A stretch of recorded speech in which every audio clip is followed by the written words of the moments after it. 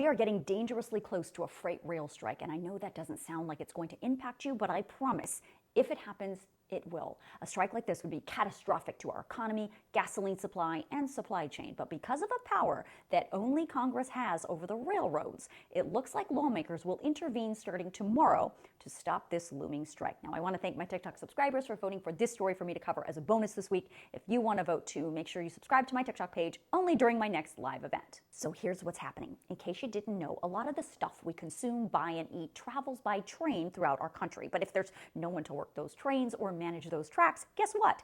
Store shelves could go empty, factories won't get the parts they need, gasoline doesn't get delivered, prices may start to go up, the supply chain breaks down again, not to mention the critical deliveries to wastewater treatment and utility plants won't show up. Let's just say it would be bad.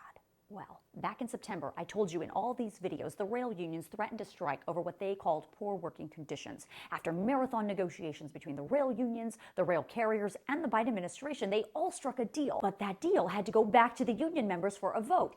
8 of the rail unions agreed to the deal, but 4 rail unions did not. And those 4 unions have been negotiating with rail carriers ever since to add additional paid sick time on top of what was originally agreed to. But the rail carriers won't budge. They won't add any more than what was already negotiated. And that brings us to today, with those rail unions threatening to strike again next Friday. Now, here's where Congress comes in with that special power. At the president's request, the Speaker says the House will use that power to take up legislation tomorrow. Under the Railway Labor Act of 1926, Congress has several options. It can force the rail unions and rail carriers to accept an agreement that their members have already voted down, or it can order negotiations to continue and delay the strike deadline for a certain period of time, or they can send the dispute to outside arbitrators. The House Speaker says the House is going with option number 1, vote on a bill that forces the unions and carriers to accept the deal that was negotiated by all parties back in September with no changes.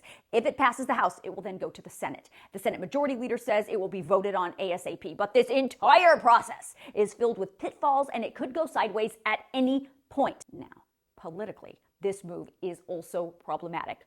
Overriding union wishes is not something the Democrats really want to get involved in, and having Congress get involved in these types of negotiations is not really something that Republicans want to get involved with. However, several high-profile Democrats and Republicans have said avoiding a rail strike at any political cost is the responsible thing to do because nobody wants to see a rail strike during the holiday season.